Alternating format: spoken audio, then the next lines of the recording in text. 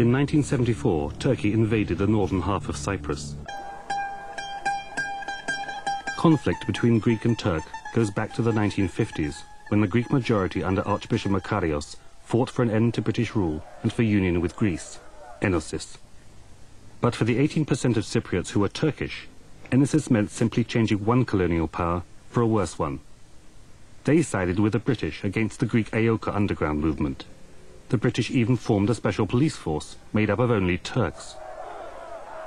To the Greeks, it was divide and rule. Violence between Greek and Turk was not long in coming. In 1960, Britain granted independence, but not on Makarios' terms. He was forced to accept a constitution which safeguarded the Turkish Cypriot minority by giving them powers disproportionate to their numbers, including the right of veto. Britain, Greece and Turkey were to be guarantors. When Makarios tried to change the constitution just 3 years later, it was Turkey who said no.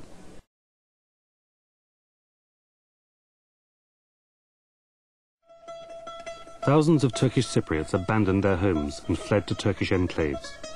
They armed themselves and established autonomy. Their own paramilitary organization, TMT, matched violence with violence.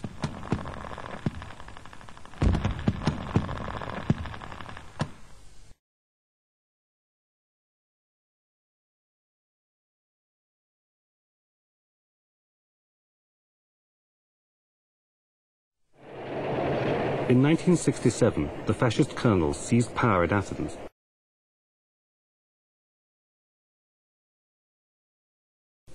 In July 1974, they mounted a coup against Makarios, installing their own man, Nikos Samson, as president, with the intention of uniting Cyprus with Greece by force.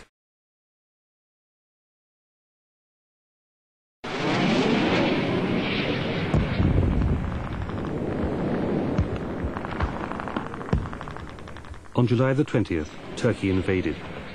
The event was to trigger the collapse of the military junta in Greece, and with it the fall of Samson. But there would be no return to the status quo.